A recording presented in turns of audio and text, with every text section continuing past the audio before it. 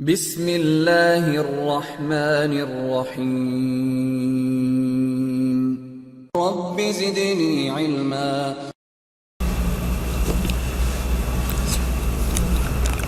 بسم اللہ الرحمن الرحیم الحمد للہ رب العالمین وصلی اللہ علی نبینا محمد وعلی آلہ واصحابہ اجمعین۔ شیخ الاسلام محمد بن عبد الوہاب رحمہ اللہ کا کتابچہ نواقض اسلام،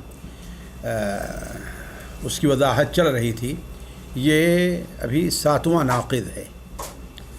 7واں ناقض جادو ہے۔ جادو ایک معروف سا لفظ ہے۔ شیخ الاسلام بیان کرتے ہیں کہ جو شخص جادو کرے یا اس پر راضی ہو، محبت یا نفرت کرنے کے لیے عملیات کا بھی استعمال اسی قبیل میں ہے، ایسا شخص کافر ہے۔ اس کی دلیل حسب ذیل ارشاد باری تعالی ہے، وما يعلمان من احد حتى يقولا انما نحن فتنة فلا تکفر۔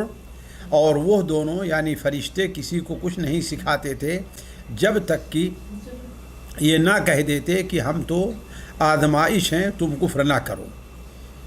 دیکھیے، جادو کرنا، جادو کرانا یا اسے جائز سمجھنا، اسی طرح وہ عملیات اور تعویذ گنڈے جنہیں لوگوں کے دلوں اور ان کے خیالات بدلنے کے لیے استعمال کیا جاتا ہے، یا دو دلوں میں محبت یا عداوت پیدا کرنے کے لیے کیے جاتے ہیں، یہ سب کفریہ اعمال ہیں۔ آپ لوگ جانتے ہیں کہ آج کل جو جادو اس سلسلے میں چل رہا ہے وہ اس کی مختلف قسمیں ہیں، اس کی مختلف صورتیں ہیں، اور عموماً جو جادو کی صورتیں ہیں وہ کفریہ ہی ہیں، البتہ بعض صورتیں ہیں جو اس سے مستثنیٰ ہیں۔ تو اس سلسلے میں سب سے پہلے یہ دیکھا جائے کہ جادو کس کو کہتے ہیں۔ جادو کس کو کہتے ہیں؟ علماء کہتے ہیں کہ جادو ان تعویذ گنڈوں، گرہوں، گرہ لگانا جو ایک دھاگے میں گرہ لگاتے ہیں، اور بعض دواؤں وغیرہ کو کہتے ہیں جو انسانی دل و دماغ پر اثر انداز ہو کر بیماری میں مبتلا کر دیتے ہیں یا قتل کر دیتے ہیں۔ گویا کہ جادو کے حکم میں یہ ساری چیزیں داخل ہیں۔ جادو کبھی تعویذ گنڈوں کے ذریعے ہوتا ہے، کبھی دھاگوں پر دم کر کے، جیسا کہ قرآن مجید میں ہے وَمِن شَرِّ النَّفَّاثَاتِ فِي الْعُقَدِ، عقدہ کہتے ہیں ایک جو ایک گرہ لگتی ہے اس کو، اور جانتے ہیں جادوگر کچھ دم کر کے پھر اس پر ایک گرہ لگاتے ہیں، جیسا کہ اللہ کے رسول صلی اللہ علیہ وسلم جو جادو کیا تھا وہ ایسے ہی گرہ لگا کر کے کیا تھا۔ اور بعض دواؤں وغیرہ کے ذریعے اللہ تعالیٰ نے بعض دواؤں میں ایسی تاثیر رکھی ہے کہ اگر اس کو استعمال کرایا جائے تو اس کا اثر انسان کے دماغ پر بڑا برا پڑتا ہے، جس کی وجہ سے انسان جانتے ہیں جادو میں کبھی بیمار بھی ہو جاتا ہے اور کبھی اس سے اس کا انتقال بھی ہو جایا کرتا ہے۔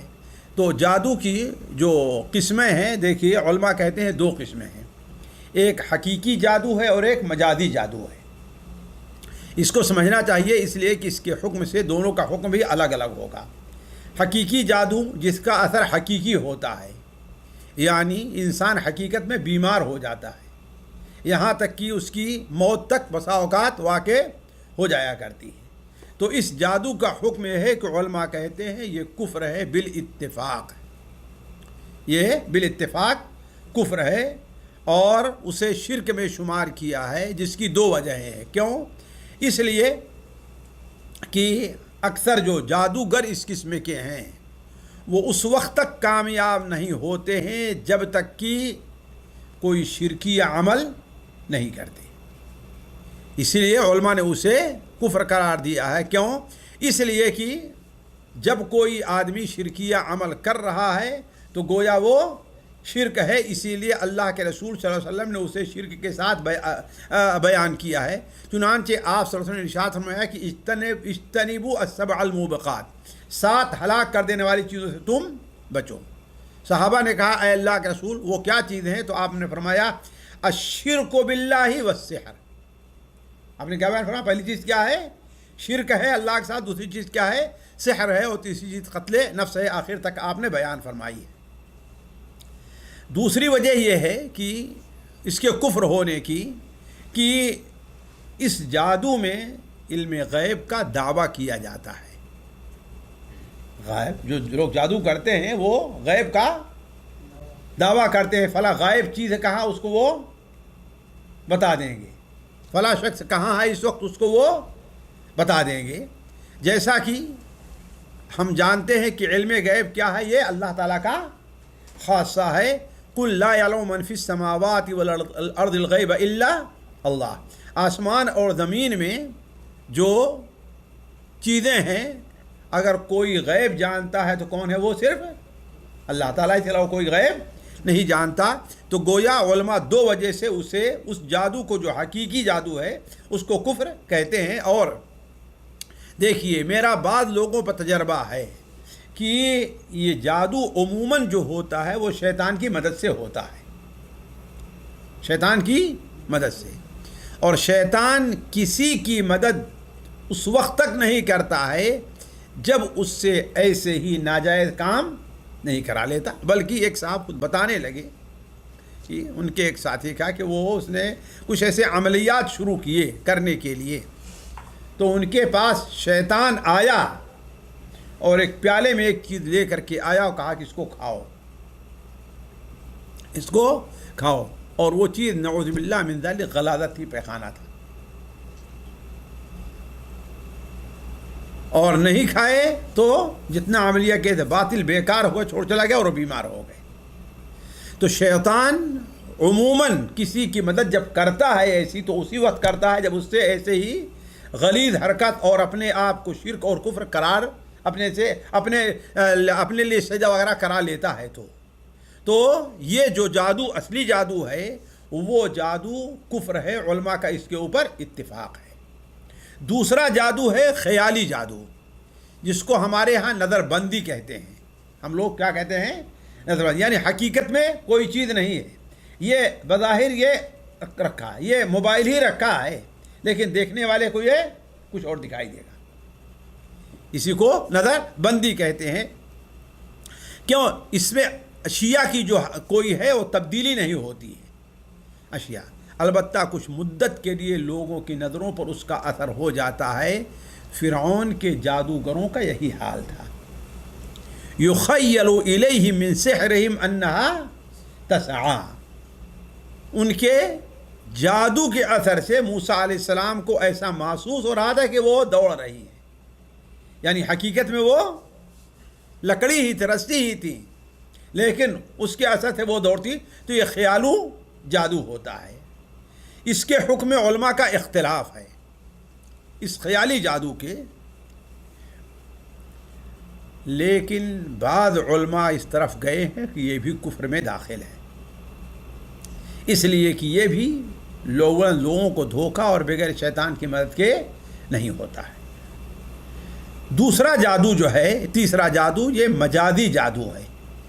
ایک حقیقی جادو ہوا, ایک خیالی ہے, اور دوسرا کیا ہے, مجازی ہے. مجازی جادو کیا ہے, اس سے حقیقت میں کوئی تبدیل نہیں ہوتی کوئی حقیقت, البتہ ہاتھ کی صفائی, ہوشیاری سے یا بعض ہیلوں کے ذریعے, زبان درازی کے ذریعے لوگوں پر اثر ڈالا جاتا ہے اور اس میں لوگ پھنس جایا کرتے ہیں. ایک شخص ہے وہ آپ کے پاس آ کر کے ایسے انداز میں اور ایسے خوبصورت انداز میں بات کرے گا کہ اس کی بات کا اثر آپ کے اوپر ہو گیا, آپ کس سے پہلے محبت ہے اس سے دشمنی کرنا شروع کر دیں گے. آپ کسی کے بارے میں صحیح گمان رکھے تو اس کے بارے میں برا گمان شروع کر دیں گے. آپ کسی کے بارے میں برا گمان رکھتے ہیں تو اچھا گمان رکھنا شروع کر دیں گے. جیسا کہ خود اللہ کے رسول نے ارشاد فرمایا وَإِنَّ مِنَ الْبَيَانِ لَسِحْرًا, بعض بیان جو ہوتے ہیں ان میں جادو جیسا اثر رہا کرتا ہے. تو یہ کیا ہے, مجازی جادو ہے, یہ حقیقی جادو نہیں ہے. اس کا حکم کیا ہے, اگر یہ عمل کسی اچھے کام کے لیے کیا گیا تو اچھا ہے. یعنی ایک شخص ہے کسی کے بارے میں بلا وجہ وہ بدظن ہے, آپ گئے اور اپنی زبانی چائس اس کو اس طریقے سے پیش کر دیا کہ وہ ایک شخص ہے دین کے بارے میں وہ کچھ بدظنی کا خیال ہوگا کسی کے اثر سے, آپ گئے بات کیا اس سے, وہ دوسری طرف آ گیا. تو یہ جو ہے کیا ہے, مستحسن ہے. اور اگر غلط ہے تو وہ کیا ہے، وہ غلط ہوگا۔ ایک بات اور آپ لوگ اگر تھوڑا سا وقت دیں تو میں آپ کے سامنے رکھوں کہ دیکھو قرآن اور حدیث میں جادو کا جو اطلاق ہوا ہے وہ 5 چیزوں پر ہوا ہے۔ قرآن اور حدیث میں 5 چیزوں کا جادو ہے: حقیقی جادو، خیالی جادو، علم نجوم یعنی ستاروں سے، اور چرب زبانی یعنی بڑی گفتگو، اور چغل خوری سمجھتے ہیں؟ 2 آدمیوں میں لڑائی ڈالنے کے لیے کیا ہے، ایک دوسرے کی شکایت دوسرے پر کرنا۔ ان 5 چیزوں کو حدیثوں میں کیا کہا گیا ہے؟ جادو کہا گیا ہے۔ 5 چیزوں کو جادو کہا گیا ہے۔ عبداللہ مسعود رضی اللہ تعالیٰ عنہ نے بیان فرمایا، الا انبئکم مل عضو، تمہیں بتاؤں کہ عض کیا ہے؟ کہا ہی النمیمۃ القالۃ بین الناس۔ تو علی کل حال یہ 4-5 چیزیں ہیں جس کا اطلاق قرآن اور حدیث میں جادو پر ہوا ہے۔ اب میں اس کو بیان نہیں کرنا چاہتا۔ اب آتے ہیں جادوگر کی سزا اللہ نے کیا رکھی ہے۔ اللہ تعالیٰ نے جادوگر کی 2 سزا رکھی ہے، ایک دنیاوی ہے اور ایک اخروی ہے۔ دنیا میں ان کی سزا قتل ہے۔ دنیا میں اس کی سزا کیا ہے؟ قتل ہے، یعنی اسے قتل کر دیا جائے۔ جیسے کہ حضرت جندب البجلی ہیں رضی اللہ تعالی عنہ، بڑے مشہور صحابی، وہ بیان کرتے ہیں کہ اللہ کے رسول صلی اللہ علیہ وسلم نے ارشاد فرمایا، حد الساحر ضربۃ بالسیف، بلکہ وہ جو ہے ایک جگہ پر کہیں موجود تھے، دیکھا کوئی آدمی جو ہے اپنا کوئی جادو کر رہا ہے، لوگوں سے کچھ پوچھا نہیں، گئے اس کے سامنے اس کو قتل کر دیا۔ لوگوں نے کہا یہ کیا؟ کہا نبی صلی اللہ علیہ وسلم بیان فرمایا کہ حد الساحر ضربۃ بالسیف، جادوگر کی سزا کیا ہے؟ اسے قتل کر دیا جائے۔ اور یہی حکم حضرت عمر رضی اللہ تعالی عنہ نے اس کے اوپر لگایا ہے۔ چنانچہ سنن ابو داؤد میں یہ چیز ہے، ایک تابعی ہمارے ابو شعثہ ان کا نام ہے، وہ بیان فرماتے ہیں کہ ہمارے پاس حضرت عمر رضی اللہ تعالی عنہ کا خط آیا ان کے انتقال سے سال بھر پہلے کہ اقتلوا کل ساحر، ہر جادوگر جو ہے اس کو تم لوگ قتل کر دو۔ تو کہا کہ ایک ہی دن میں ہم لوگوں نے 3 جادوگروں کو قتل کیا تھا۔ تو دنیا میں اس کی سزا کیا ہے؟ وہ قتل کر دیا جائے۔ اور آخرت میں اس کی سزا کیا ہے؟ کہ وہ انسان کامیاب نہیں ہے کبھی، گویا کامیاب نہیں ہے تو کہاں جائے گا؟ وہ جہنم میں جائے گا۔ جیسا کہ اللہ تعالیٰ فرماتا ہے، وَأَلْقِ مَا فِي يَمِينِكَ تَلْقَفْ مَا صَنَعُوا إِنَّمَا صَنَعُوا كَيْدُ سَاحِرٍ وَلَا يُفْلِحُ السَّاحِرُ حَيْثُ أَتَى، جو بھی آئے جہاں بھی آئے وہ جادوگر کبھی کیا ہو؟ کامیاب نہیں ہوگا۔ وَلَقَدْ عَلِمُوا لَمَنِ اشْتَرَاهُ مَا لَهُ فِي الْآخِرَةِ مِنْ خَلَاقٍ، اور وہ سب جانتے ہیں جادوگر لوگ، ما لہو فی الآخرۃ من خلاق، کہ اس کے لیے آخرت میں کوئی حصہ نہیں ہے۔ تو جادوگر کی سزا دنیا میں قتل اور آخرت میں اللہ تعالیٰ کے فضل اور اس سے رحمت سے مایوسی ہے۔ تو جادوگر بھی نواقض اسلام میں سے ایک اسلام ہے۔ 8واں ناقض جہاں تک ہے اس کا تعلق ہے، بڑی اہم چیز، مشرکین کی مدد اور ان کے ساتھ تعاون کرنا۔ مشرکین کی مدد اور ان کے ساتھ تعاون کرنا، یہ چیز بھی نواقض اسلام میں داخل ہے۔ لیکن کیا اس سے مراد ہر مدد ہے؟ نہیں، مشرکوں کی مدد کرنا، مسلمانوں کے مقابلے میں ان سے تعاون کرنا، جس کا مقصد کیا ہے؟ اسلام کو مغلوب کرنا ہو، مسلمانوں کو کمزور کرنا ہو، مسلمانوں کو ذلیل کرنا ہو، یہ چیز ہے، نہ یہ کہ ہر مدد ہوگی۔ اللہ تعالیٰ فرماتا ہے وَمَن يَتَوَلَّهُم مِّنكُمْ فَإِنَّهُ مِنْهُمْ إِنَّ اللَّهَ لَا يَهْدِي الْقَوْمَ الظَّالِمِينَ وَمَن يَتَوَلَّهُم مِّنكُمْ، تم میں سے جو آدمی ان سے تولی اور محبت رکھتا ہے، ان سے تعاون کرتا ہے، تو وہ انہی میں سے ہے۔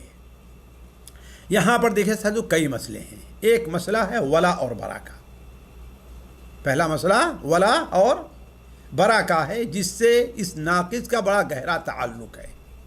ولا اور برا کا معنی اور مفہوم کیا ہے؟ دیکھیے، ولا لغت میں بنا ہے ولیا سے، جس کے معنی ہوتا ہے مدد کرنا، قریب ہونا، ایک دوسرے کے ساتھ قریب ہونا، اور جس کے معنی میں ہے دل سے کسی طرف مائل ہونا، محبت کرنا۔ تینوں معنی آتا ہے، مدد کرنا، قریب ہونا اور محبت کرنا۔ اسی لیے چچے زاد بھائی کو بھی ولی کہتے ہیں، چچے بھائی کو ولی کہتے ہیں۔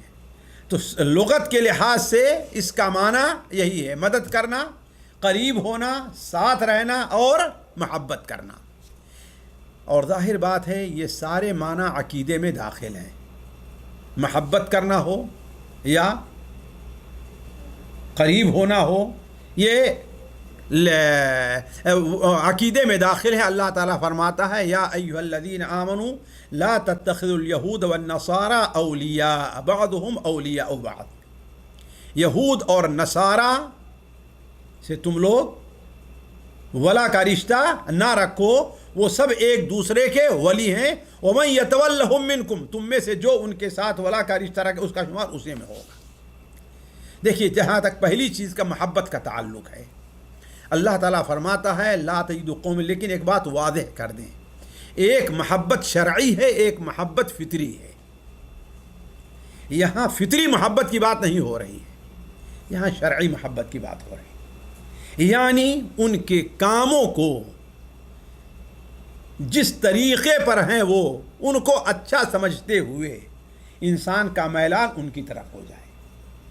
یہ نہیں ہے کہ ایک شخص ہے، مثال کے طور پر اس کی بیوی کیا ہے؟ یہودیہ ہے، اس کی بیوی نصرانیہ ہے، تو جو میاں بیوی کی محبت ہے، محبت ہوگی کہ نہیں ہوگی اس کے ساتھ؟ وہ رہے گی، اس پر کوئی گرفت نہیں ہے۔ ایک شخص ہے مسلمان، اس کا بیٹا وہ مسلمان ہوا، بیٹا کافر ہی رہ گیا، یا بیٹا مسلمان ہوا اور باپ کافر رہ گیا، تو بیٹے اور ماں باپ کی جو محبت ہے وہ رہے گی نہیں رہے گی؟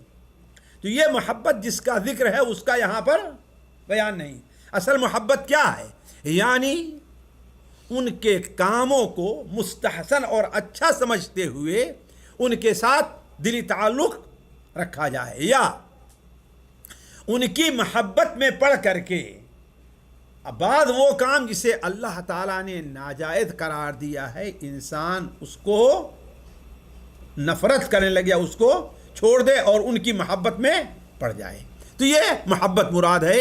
اسی لیے اللہ تعالیٰ فرماتا لا تجد قوما یؤمنون باللہ والیوم الآخر یؤادون من حاد اللہ ورسولہ، وہ لوگ جو اللہ اور آخرت کے اوپر ایمان لے آتے ہیں، ان میں سے کسی کو تو ایسا نہیں پائے گا کہ ان لوگوں سے محبت رکھتے ہوں جن لوگوں نے اللہ اور اس کے رسول سے نافرمانی کی ہے۔ ہم اس دنیا میں دیکھتے ہیں کہ آپ کے والد کا اگر کوئی آدمی دشمن ہو تو آپ کا چاہے جتنا بڑا ساتھی ہے لیکن دل میں آپ اس کو اچھا نہیں سمجھیں گے، تو چاہے جائے کہ اللہ اور اس کے رسول کا مخالف ہو تو اس سے۔ دوسرا معنی جو ہے وہ ساتھ رہنا ہے۔ ساتھیوں، ولا اور برا میں یہ چیز بڑی اہم ہے، بلکہ جو موضوع ولا اور برا کا آپ لوگوں نے رکھا ہے اس کو یہیں پر ہم تھوڑا سا رکھ دیتے ہیں، ہے نا، تاکہ وہ واضح ہو جائے۔ دوسرا معنی ایک ساتھ رہنا ہے ولا کا۔ ولی کے معنی قریب ہونا، ولی کے معنی قریب ہونا کے ہے۔ اسی لیے جیسے میں نے چچا بھائی کیا کہتے ہیں ولی، اس لیے کہ رشتہ داری میں کیا ہے وہ قریب ہے۔ تو ساتھ رہنا یہ چیز بھی ولا اور برا کے اندر داخل ہے، یعنی ایک مومن جو ہے اس کا ساتھ کس کے ساتھ ہونا چاہیے؟ مومنوں کے ساتھ رہنا۔ ایک مومن کے لیے قطعاً یہ جائز نہیں ہے کہ اپنی رہائش میں، اپنے کھانے پینے میں، اپنے اس طریقے سے جو تعلقات رہتے ہیں وہ ایک غیر مسلم کے ساتھ ایسا رکھے۔ کیوں؟ اس لیے کہ زیادہ جو قربت ہوتی ہے، بغل والا جو ہے اگر اس کے اندر برائیاں ہیں تو اس برائیوں کی اہمیت انسان کے دل سے کیا ہے ختم ہوتی چلی جاتی ہے، اور دل اس کی طرف مائل ہوتا چلا جاتا ہے۔ اسی لیے اللہ کے رسول صلی اللہ علیہ وسلم نے بیان فرمایا انا بریء من کل مسلم یقیم بین اظہر المشرکین، میں اس مسلمان سے بری ہوں جو مشرکین کے درمیان میں. اسی لیے دیکھیں بعض لوگ آئے ہم سے ملے، وہ لوگ جب یورپ میں گئے اور وہاں ان لوگوں کے ساتھ رہنے لگے تو ان لوگوں کی بہت سی ایسی جو برائیاں تھیں ان کے بارے میں ان کا نظریہ کیا ہے، وہ ختم ہوتا چلا گیا اور اس میں وہ ان کی تعریف کے اندر پڑ گئے. دو چیزیں. تیسری چیز یہ ہے مشابہت اختیار کرنا ولا کے بارے میں. مشابہت اختیار کرنا اس کی جو ہے کئی صورتیں ہیں. ایک مشابہت تو یہ ہے کہ ان کے دینی امور میں ان کی مشابہت اختیار کرے، عقیدے میں ان کی مشابہت، یہ سراسر کفر ہے، اس میں کوئی شک نہیں. دوسری مشابہت یہ ہے کہ ان کے جو دینی شعائر ہیں، جیسے ہندوؤں کا کرسچین کا کراس نشان ہے، یہودیوں کی خاص وہ ٹوپی یا ان کی شال ہے، ہندوؤں کا بعض چیزیں ہیں جیسے وہ اپنا گلے میں زنار وغیرہ پہننا، آج کل جو ہے یہ دھاگا وغیرہ جو چل رہا ہے. تو مذہبی امور میں ان کا شعار اختیار کرنا یہ چیز بھی کفر ہے اور مذہب سے خارج ہونے کر دینے والی. خاص طور پر اگر اسے انسان مستحسن سمجھ رہا ہے، اچھا سمجھ رہا ہے تو دو چیز. تیسری مشابہت یہ ہے کہ دینی امور میں نہیں لیکن ان کا قومی کوئی شعار ہے، قومی شعار ہے جس سے ان کی پہچان ہوتی ہے، چاہے لباس میں ہے، کھانے میں ہے، بال وغیرہ کی کٹنگ میں ہے. تو یہ اگر انسان کا عقیدہ نہیں ہے تو یہ کفر اکبر نہیں بلکہ یہ گناہ کبیرہ ہے. یعنی جو خاص لباس ہو جس سے ایک یہودی پہچانا جاتا ہے، ایک ہندو پہچانا جاتا ہے، وہ لباس مسلمان پہنے تو اس کے لیے ناجائز اور حرام ہے. تو یہ 3 صورتیں ہیں جو بڑی قبیح ہیں. پہلی کیا، ان کے مذہبی جو ان کے امور ہیں، یعنی عبادت کا طریقہ ہے، ان کے عقیدے کے سب طریقے ہیں اس میں. دوسری چیز ہے ان کے مذہبی شعار جو ہیں، مذہبی شعار یعنی جس سے ان کے مذہب کی پہچان ہوتی ہے. اور تیسرے یہ ہے کہ ان کے قومی جو شعار ہیں، ان کے قومی شعار جو ہیں جس سے وہ پہچانے جاتے ہیں، ہاں بھائی یہ فلاں قوم کا ہے، ہندو ہے یا یہودی ہے یا نصرانی ہے. 2 چیزیں کفر ہیں اور تیسری چیز جو ہے یہ ارتداد میں داخل نہیں البتہ گناہ کبیرہ ہے. اس کے علاوہ جو امور میں مشابہات ہیں وہ مشابہت جس قدر جو ہے ان کے خصوصیات میں شمار ہوتی جائے گی اسی قدر اس کا گناہ بڑھتا جائے گا، ورنہ پھر وہ کفر میں یا گناہ کبیرہ میں وہ چیز داخل نہیں ہوگی. اسی طریقے سے ان کا احترام اور تعظیم کرنا. احترام اور تعظیم کا معنی یہ نہیں ہے کہ ایک آفیسر ہم اس کا احترام نہیں، اس لیے تعظیم کیا جائے کہ یہ جو ہے یعنی وہ اپنے دین کے بڑے لوگ ہیں، ان کے دین کی وجہ سے ان کی تعظیم کی جائے، ان کے مذہب کی وجہ سے ان کی تعظیم کی جائے. یہ چیز ہوگی کفر ہو جائے گی. لیکن ویسے ہی بغیر ضرورت کی اگر ان کی تعظیم کی جائے، ان کو عظمت دی جائے، اونچے بیٹھایا جائے تو یہ چیز جو ہے مناسب نہیں ہے. امام نسائی سنن کبریٰ کے اندر ہے کہ فتح مکہ کے موقع پر یا بعد میں نہیں یا حجۃ الوداع کے موقع پر آپ صلی اللہ علیہ وسلم نے دیکھا کہ آپ کے پاس حضرت فتح مکہ ہی کا موقع ہے، ابو سفیان یا عائذ ابن عمرو آپ کے پاس آ رہے ہیں. تو کسی نے کہا ہذا سفیان و عائذ ابن عمرو، یہ عائذ ابن عمرو اور سفیان آ رہے ہیں. تو آپ نے فرمایا لا هذا عائذ بن عمرو و ابو سفیان، یہ عائذ بن عمرو و ابو سفیان آ رہے ہیں. یعنی نام لینے بھی اللہ کے رسول نے پہلے کس کا نام رکھا؟ مسلمان کا. ابو سفیان مسلمان نہیں ہوئے تھے، ابو سفیان مسلمان نہیں ہوئے تھے تو پہلے بھی آپ کس کا نام رکھا آپ نے؟ بلکہ آپ نے فرمایا الاسلام یعلو ولا یعلا الیہ.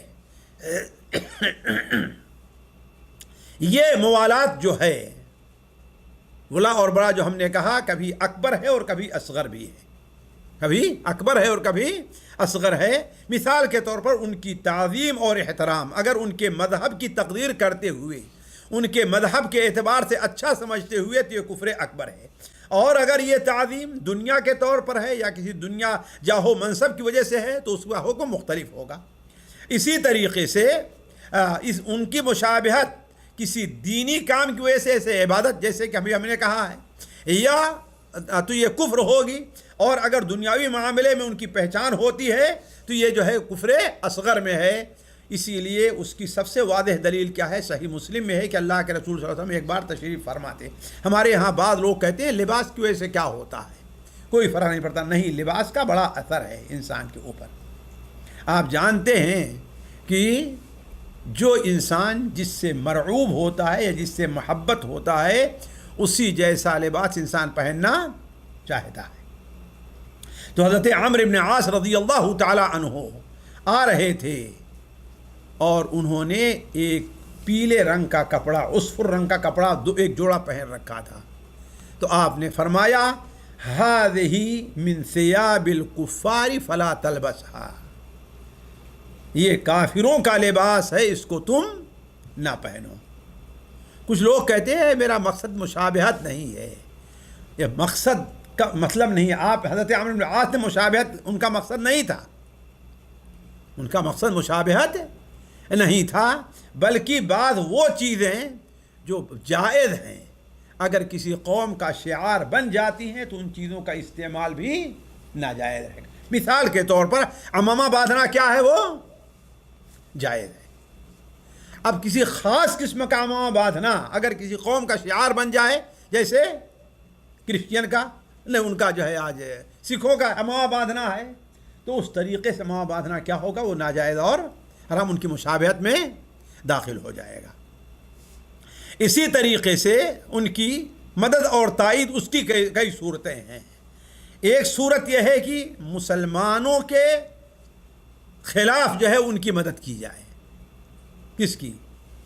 کافروں کی۔ ایک ہے کافر کی مدد کافر کے خلاف کی جائے، اور ایک مدد ہے کافر کی مدد مسلمان باغی کے خلاف کی جائے۔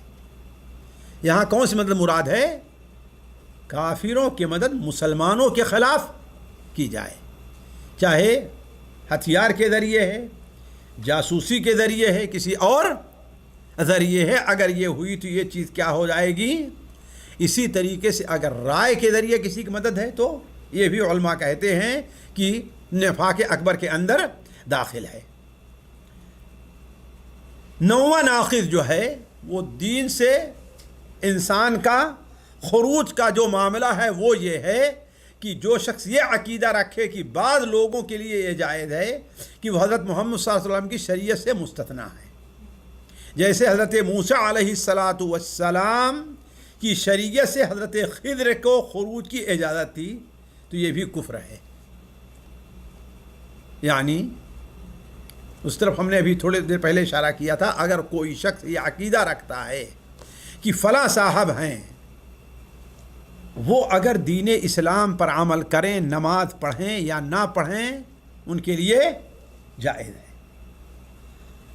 اصل یہ ناجائز ہے کہ کوئی مسلمان غیر محرم عورت کے ساتھ خلوت اختیار کرے، لیکن وہ صوفی صاحب ہیں، وہ پیر صاحب ہیں، لے گا ان کے لیے کیا یہ جائز ہے؟ تو یہ بھی علماء کہتے ہیں دین سے مرتد ہونے کے اندر داخل ہے۔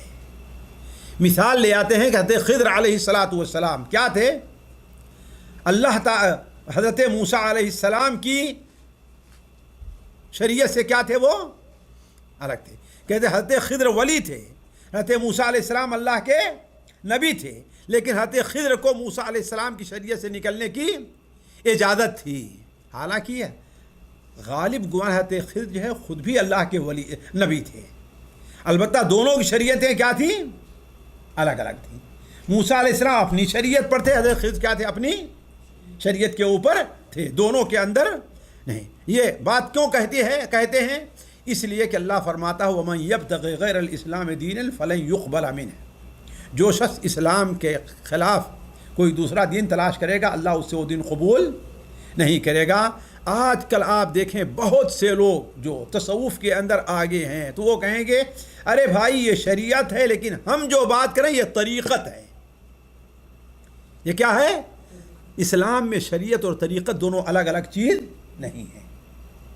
کوئی بھی ہے شخص ہے اس کو اللہ کے رسول کی شریعت کی پابندی ہے۔ تو کہنے کا مطلب یہ ہے کہ یہ اگر کوئی شخص رکھتا ہے، بلکہ ایک صاحب نے تو کہا کہ ایک جگہ پر کچھ پیر وغیرہ کے بارے میں ہماری کچھ بحث ہونے لگی اور ہم نے ان لوگوں سے کہا کہ تم لوگ بھی عجیب ہو، اپنی بیٹیوں کو اپنی بہوؤں کو دیکھو فلاں مزار کے اوپر بھیجتے ہو، وہاں پیر کے ساتھ رہتے ہیں، بسا اوقات زنا کرتے ہیں یہ وہ۔ تو کیا کہا اس نے؟ زنا تو ہم لوگوں کا ہوتا ہے، پیروں کا زنا تھوڑی ہوتا ہے، نعوذ باللہ من ذالک۔ یہ وہی نظریہ ہے جو ہمارے یہاں کام کر رہا ہے اور اسی سے متعلق کہہ رہے ہیں کہ کیا ہے وہ کفر ہے۔ اس سلسلے میں دیکھیں چند باتیں دھیان میں۔ پہلی بات، اس ناقد کا اصل تعلق کیا ہے؟ عقیدے سے ہے لیکن عمل سے بھی ہو سکتا ہے۔ اصل تعلق کس سے ہے؟ عقیدے سے، لیکن عمل سے بھی ہو سکتا ہے۔ اعتقاد اس معنی میں ہے کہ بندہ یہ اعتقاد رکھے کہ اللہ کے رسول صلی اللہ علیہ وسلم برحق تو ہیں لیکن وہ صرف اہل عرب کے رسول ہیں، یا کوئی شخص جب علم میں، ریاضت میں یا عبادت میں اس مقام کو پہنچ جائے تو اس پر شریعت کی پابندیاں ختم ہو جاتی ہیں۔ جیسے بعض صوفیوں اور خانقاہوں میں بیٹھے ہوئے کچھ لوگوں کے بارے میں تصور کیا جاتا ہے، نیز اس کا تعلق عقیدہ اور عبادت سے بھی ہے اور معاملات و اخلاق سے بھی ہے، کیونکہ دین کے 4 پہلو ہیں۔ انبیاء علیہ السلام چاروں پہلوؤں میں اصلاح کے لیے آئے تھے، عقیدہ، عبادت، معاملات اور اخلاق۔ عملی طور پر اس معنی میں کہ ایک شخص شریعت محمدیہ کو حق مانتا ہے، اس کا اقرار بھی کرتا ہے، لیکن یہ نہیں مانتا کہ اس پر عمل کرنا بھی ضروری ہے۔ اس پر عمل کرنا بھی ضروری ہے۔ اس طرح اگر کوئی شخص شریعت کا شہادتین کا اقرار کرتا ہے لیکن دین کی بات پر عمل نہیں کرتا تو وہ انسان بھی کیا ہے؟ کافر ہے۔ اسی طرح دوسری بات، نبی کریم صلی اللہ علیہ وسلم کی رسالت عام ہے، جیسے فرمایا وما ارسلناک الا رحمۃ للعالمین۔ اب اگر کوئی کہے کہ آپ کی رسالت خاص ہے یا ظاہری امور میں ہے تو ایسا انسان بھی کافر ہے۔ علی کل حال یہ 2 چیزیں ہیں، بلکہ اگر انسان غور کرے تو تقلید کی بات صورتیں بھی اسی میں داخل ہو جائیں گی۔ ہمارے یہاں بہت سے لوگ کہتے ہیں نا کہ بلکہ ابھی ان دنوں میں جو ہے ایک بڑے سے ڈاکٹر ہیں اور بڑے سن رہا تھا کہ امام بخاری رفع الیدین کرتے تھے، غوث اعظم رفع الیدین کرتے ہیں، وہ سب کرتے ہیں، لیکن چونکہ ہم لوگ حنفی ہیں لہذا ہم رفع الیدین نہیں کرتے۔ اس کا معنی کیا ہے؟ گویا کہ آپ کے نزدیک رفع الیدین نہ کرنے کے معیار کیا ہے؟ کسی کا حنفی یا شافعی ہونا ہے، اللہ کے رسول سے اس کا ثبوت نہیں ہے۔ ظاہر بات یہ چیز کیا ہے؟ اسی میں داخل ہے کہ بعد ہمارے امام اگر اللہ کے رسول کے خلاف بھی کوئی بات کرتے ہیں تو ہمیں وہ چیز ماننی ہوگی، اور اسی لیے ہمارے بعض علماء نے تقلید کو شرک کہا ہے۔ تقلید کو شرک کہا ہے۔ 10واں ناقد جو آخری ہے، چند باتیں ہیں لے لیں۔ دین حق سے اعراض کرنا۔ دین حق یعنی اسلام سے انسان اعراض کرے۔ اعراض کرنے کا معنی کیا ہے؟ اعراض کرنے کا معنی یہ ہے کہ اللہ کے دین کو نہ سیکھے، نہ اس کے مطابق عمل کرے، یہ بھی کفر ہے۔ اللہ تعالیٰ کے دین کو نہ سیکھے۔ ساتھیو اگر دیکھیں تو اس کے اندر بدقسمتی سے بہت سے لوگ مبتلا ہیں، بہت سے لوگ مبتلا ہیں۔ آج کتنے لوگ ہیں انہیں نماز کا طریقہ نہیں معلوم ہے، کتنے لوگ ہیں انہیں توحید نہیں معلوم ہے، کتنے لوگ ہیں انہیں شرک نہیں معلوم ہے، لیکن اگر انہیں بلایا جائے تو سیکھنے کے لیے نہیں آتے ہیں۔ یہ بڑی خطرے کی چیز ہے۔ اللہ تعالیٰ کیا فرماتا ہے؟ وَمَنْ أَظْلَمُ مِمَّنْ ذُكِّرَ بِآيَاتِ رَبِّهِ ثُمَّ أَعْرَضَ عَنْهَا إِنَّا مِنَ الْمُجْرِمِينَ مُنْتَقِمُونَ۔ اس شخص سے بڑا ظالم کون ہوگا جس کے اوپر اللہ تعالیٰ کی آیات پیش کی گئیں لیکن اس نے اس سے اعراض کر دیا۔ اللہ تعالیٰ فرماتا ہے یہ لوگ مجرم ہیں، ہم ایسے لوگوں سے انتقام لینے والے ہیں۔ اس کو اس طریقے سمجھیے کہ دیکھیے، اصل اس سے مراد یہ ہے کہ دین کی بنیادی چیزیں جو ہیں جن کی وجہ سے انسان مسلمان ہوتا ہے، ان کے سیکھنے سے انسان اعراض کرے، یعنی جیسے شہادتین کا معنی ہے اس کو سیکھنے سے اعراض کرے، نماز کیسے پڑھا جائے گا اس کو سیکھنے سے انسان اعراض کرے۔ تو اگر یہ اعراض کر رہا ہے تو اس کا مطلب ہے کہ وہ شخص کیا ہے؟ کافر ہے۔ کیوں؟ اس لیے کہ علم کا حاصل کرنا یہ ایمان اور عمل کے شرائط میں سے ہے۔ والعصر ان الانسان لفی خسر الا الذین آمنوا وعملوا الصالحات وتواصوا بالحق وتواصوا بالصبر۔ آمنوا یہاں تک کہ مگر جو لوگ ایمان لے آئے، اور ایمان لانے کے لیے کیا ہے؟ سیکھنا۔ جب جانے گا نہیں تو ایمان کس چیز پر لائے گا؟ ہے کہ نہیں؟ تو کہنے کا مطلب یہ ہے کہ یہ بہت ضروری ہے کہ انسان سیکھے۔ اسی اور دوسری چیز، بغیر علم کے کسی انسان کا نہ عقیدہ درست ہو نہ عمل درست ہو سکتا ہے۔ عقیدہ عمل کب درست ہوگا؟ جبکہ اس کے پاس علم ہوگا۔ تو اگر علم نہیں تو اس کا عقیدہ عمل درست نہیں ہو سکتا۔ اسی طریقے سے کسی انسان کو بغیر علم کے یہ بھی نہیں معلوم ہوگا کہ وہ اللہ کی عبادت کیسے کرے، نماز کیسے پڑھے، روزہ کیسے رکھے، تو یہ چیز بھی کسی کو معلوم نہیں۔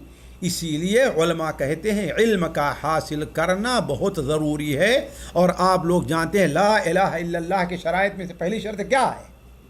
علم کا حاصل کرنا ہے۔ اگر یہ نہیں پائے گا تو گویا لا الہ مقبول نہیں ہوگا۔ یہ اعراض جو ہے اس کی دیکھیے دو قسمیں ہیں، ایک کفر، ایک اعراض اکبر ہے۔ وہ کیسے؟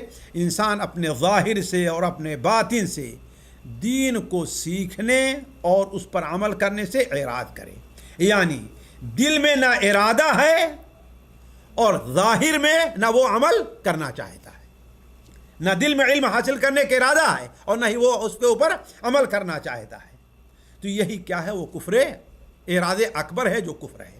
اور دوسرا اعراض اصغر ہے کہ اسے دین کی بنیادی باتیں تو معلوم ہیں، اللہ ایک ہے، رسول برحق ہیں، قرآن حق ہے، جنت حق ہے، دوزخ حق ہے، وہ اسے تو جانتا ہے، لیکن بعض دین کے لیے جو ضروری چیزیں ہیں ان کے سیکھنے سے وہ اعراض کر رہا ہے۔ جیسے کہ آج عام طور پر لوگوں کا حال ہے، نماز ان کو صحیح نہیں معلوم ہے لیکن جیسے ٹوٹی سوٹی نماز پڑھ لیتے ہیں لیکن انکار نہیں ہے، لیکن وہ اس کی طرف نہیں آتے۔ تو ایسے لوگوں پر حکم لگا دینا کہ کیا ہے وہ لوگ دین سے خارج ہو جائیں گے، مشکل ہے نا، لیکن یہ ہے کہ خطرے کے اوپر ہیں، وہ کسی وقت بھی وہ کفر کے اندر پڑھ سکتے ہیں۔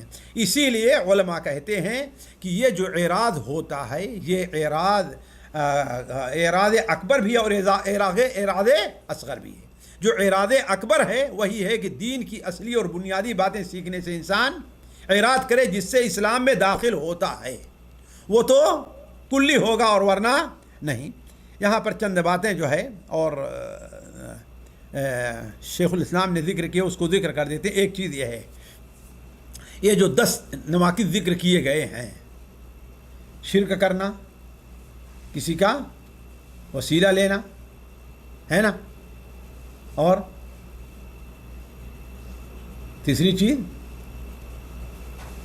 اسلام میں شریعت سے دوسری چیز کو، اسلام کو جو یہ سمجھتا ہو کہ شرک دوسری چیز اس سے افضل ہے، یا اللہ کے رسول کے فیصلے کو اس کے فیصلے پر مقدم کیا جائے، یا اور کافروں کے خلاف مسلمانوں کی مدد کرنا، دین کا مذاق اڑانا، جادو سیکھنا یا سکھانا، دین سے اعراض کرنا، دین حق سے اعراض کرنا، مسلمان اور یہ کسی کے بارے میں یہ سمجھنا کہ اس کو دین سے خروج کی اس کو اجازت ہے، یہ جو ساری چیزیں ہیں کہتے ہیں اس اعتبار سے کوئی فرق نہیں ہے کہ کوئی حقیقت میں اس کا ارتکاب کرتا ہے یا مذاق میں کرتا ہے، ڈر سے کر رہا ہے یا بغیر ڈر کے کر رہا ہے، ہر ایک برابر ہے۔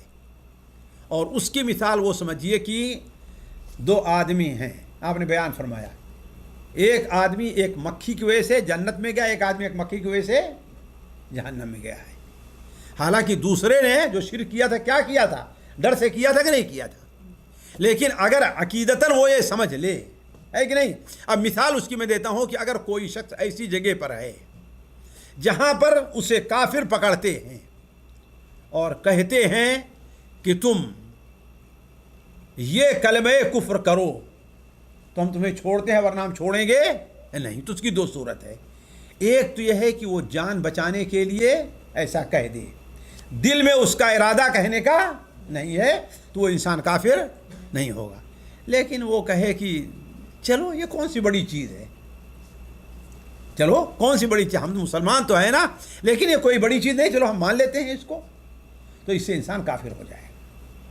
جیسے وہ شخص جسے پکڑا تھا, کہا کہ ایک مکھی ہی کو نہیں تم جو ہے اس کے اوپر چڑھاؤ بت کے اوپر, تو اس نے کہا کہ ایک مکھی سے کیا فرق پڑتا ہے, کون سی بڑی چیز ہے, لہذا مکھی پکڑا اور کہا کہ اس بت کے نام سے تو کافر ہو گیا.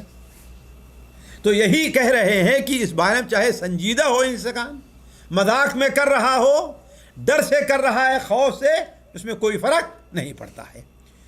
البتہ ہاں وہ شخص جسے مجبور کر دیا گیا اور دل اس کا اس کے اوپر اپنے دین پر مطمئن ہے اور اس کے کفر ہونے پر مطمئن ہے, تو وہ اس کے اندر داخل نہیں ہوگا.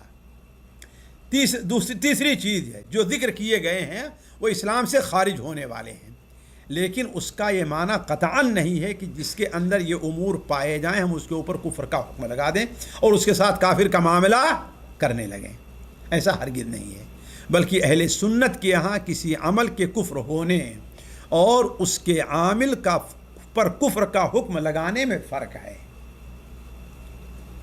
ایک شخص کو ہم دیکھتے ہیں کہ وہ قبر کو سجدہ کر رہا, لیکن بظاہر کیا ہے, وہ مسلمان ہے, مسلمانوں کپڑا پہنے ہوئے, ہم نماز پڑھتے ہوئے دیکھتے ہیں, وہ یقیناً کفر کر رہا ہے, لیکن ہم اس کو کافر اس وقت تک نہیں کہیں گے جب تک کہ اس کے اوپر حجت نہ قائم ہو جائے,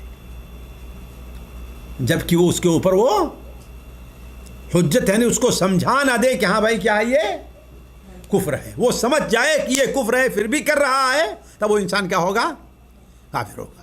لیکن نہیں سمجھ رہا ہے اس کو, تو امید ہے کہ اللہ تعالیٰ کے نزدیک وہ معذور ہوگا. یہ اللہ کا اس کا معاملہ ہے. ہمارے ہاں بہت سے لوگ یہ غلطی کر جایا کرتے ہیں, اس کو سمجھنا ہوگا. پوری بات شیخ محمد عبد الوہاب کی لیتے ہیں, لیکن یہاں پر انہوں نے جو کفر کیا ہے دیکھیں صراحت کے ساتھ, بلکہ اہل سنت کے ہاں کسی عمل کے کفر ہونے اور اس کے عامل پر کفر کا حکم لگانے میں فرق ہے. اس حقیقت کو مد نظر رکھنا ضروری ہے, اس لیے کہ کسی کو مذہب سے خارج ہونے کا حکم لگا دینے کے لیے علماء نے کچھ شرائط رکھی ہیں جن کا پایا جانا ضروری ہے. اس کی دلیل دو حدیثیں ہیں. ایک حدیث صحیح بخاری اور صحیح مسلم کی وہ ہے کہ ایک شخص جو بہت گناہ کیا تھا اپنے اوپر, جب اس کا انتقال ہونے لگا تو اس نے اپنے بچوں کو بلایا, کہا تو میں تمہارے لیے کیسا باپ تھا, کہا بڑے اچھے تھے آپ, ہم نے تمہارا کہیں حق مارا ہے, نہیں بہت ہمارے لیے آپ نے یہ بنا دیا ہے, یہ کر دیا ہے, یہ کر دیا ہے. تو کہا دیکھو ہمارا تم سے ایک وعدہ ہے, اگر یہ وعدہ کرتے ہو تو میری جائیداد کے تم حقدار بنو گے, ورنہ میں تم میں سے کسی کو نہیں دیتا ہوں جائیداد. وعدہ لے لیا. کہا وہ کیا ہے, کہا کہ جب میرا انتقال ہو جائے مجھے جلا دینا, اور اس طریقے سے جلانا کہ میری ہڈی بھی باقی نہ جائے بلکہ ریزہ ریزہ بن جائے, پیس دینا ہڈی کو, اور پھر اس کے بعد جس دن خوب تیز ہوا چل رہی ہو اس کو لے کر کے جانا, کچھ ہوا میں اڑا دینا, کچھ سمندر میں بھی پھینک دینا. کہا اس لیے کہ اگر اللہ تعالیٰ کو میرے اوپر قدرت ہو گئی تو مجھے جو عذاب دے گا اللہ نے کسی کو عذاب نہیں دیا ہوگا. تو جب اس کا انتقال ہو گیا, بیٹے نہ چاہتے ہوئے بھی یہ کیے اس کے ساتھ, تو اللہ تعالیٰ نے حکم دیا کہ اس کو ہوا کو حکم دیا پانی کو جمع کرو. اس کا جمع کرنے کے بعد اللہ تعالیٰ نے اس سے پوچھا کہ ما حملک علی ما صنعت, ایسا تم نے کیوں کیا, وجہ کیا ہے؟ تو اس نے کہا خشیتک یا رب, اے رب تیرے ڈر میں. تو اس کی دو وجہ ہو سکتی ہے کہ وہ اس قدر خائف ہو گیا کہ اسے یہ احساس بھی نہیں رہا کہ کیا کہہ رہا ہے وہ, یا لا علم رہا ہو کہ ہاں وہ یہ سمجھا ہو اس طریقے سے ہمارے جذبات ہمارے ذرات ایسے چاروں طرف پھیل جائیں گے تو اللہ تعالیٰ اس کو جمع نہیں کرے گا. حالانکہ دونوں چیزیں کیا ہیں, وہ غلط ہیں, لیکن پھر بھی اللہ تعالیٰ نے اس کو کفر کیا کہ نہیں کفر کیا اس نے, لیکن اللہ نے اس کو معاف کیا. دوسری دلیل صحیح بخاری ہی کہ وہ حدیث ہے حضرت عمر بن خطاب رضی اللہ عنہ کا بیان ہے کہ ایک شخص تھا اللہ آپ کے زمانے میں جس کو حمار کہتے تھے لوگ، گدھا،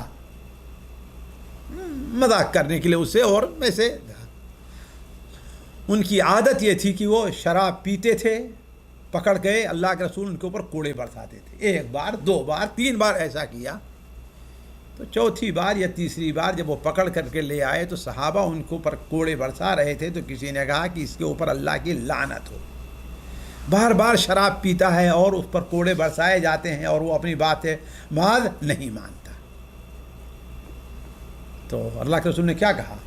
حالانکہ آپ نے کہا شراب پر لعنت، شراب پینے والے پر لعنت، 10 اعتبار سے لعنت بھیجی ہے آپ نے، جو بیچے، جو اس کی قیمت کھائے، جو بنائے، جس کے لیے بنائی جائے، جو لے کر کے آئے، جس کے لیے لے کر لائی جائے، شراب ہر اعتبار سے کیا ہے، وہ جو پیے، جو پلائے، ہر ایک اللہ کی لعنت ہے۔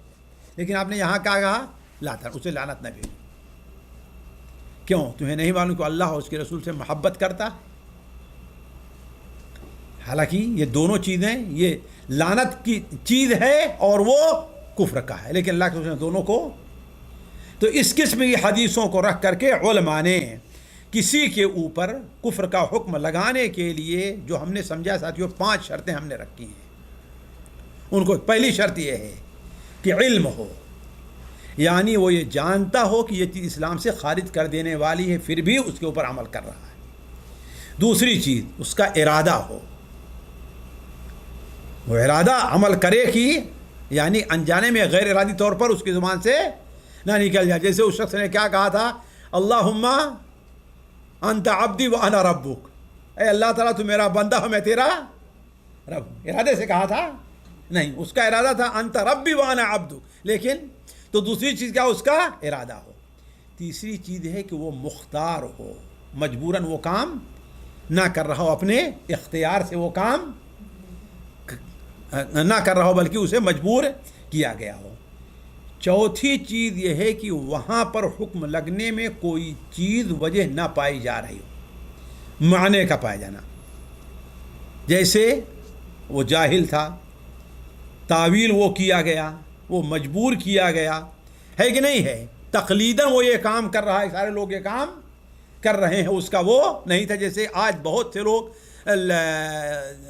جو ہے بدعات کس لیے کر رہے ہیں، صرف تقلید میں، اپنے باپ دادا کو اس پر پایا ہے، تو تقلیداً وہ کام نہ کر رہا ہو۔ اور 5ویں چیز یہ ہے کہ یہ حکم اہل علم اور ان لوگوں کی طرف سے ہو جن کے اندر فتویٰ دینے اور حکم لگانے کی صلاحیت پائی جاتی ہے۔ یہ نہیں کہ ہر اردو پڑھا لکھا کسی کو حکم لگا دے کہ یہ کافر ہے، اس کے پیچھے نماز نہیں ہے کہ نہیں ہے، یہ تو ایسا جیسے ہمارے ہاں چلتا ہے۔ یہ 5 چیزیں جو ہیں ضروری ہیں۔ چلیے آج کی مجلس یہیں پر ختم کرتے ہیں۔ اللہ تعالیٰ سے دعا ہے کہ اللہ تعالیٰ ہم میں سے ہر شخص کو ان امور میں بصیرت عطا فرمائے، دین کو سیکھنے اور اس کے اوپر عمل کرنے کی توفیق عطا فرمائے۔ اللہ تعالیٰ ہر قسم کے نواقص سے اور ہر قسم کی جو اس قسم کے دین سے پھیر دینے والی چیزیں ہیں، اللہ تعالیٰ ہماری آپ کی حفاظت فرمائے۔ سبحانک اللہم و بحمدک، اشہد ان لا الہ الا انت، استغفرک و اتوب الیک۔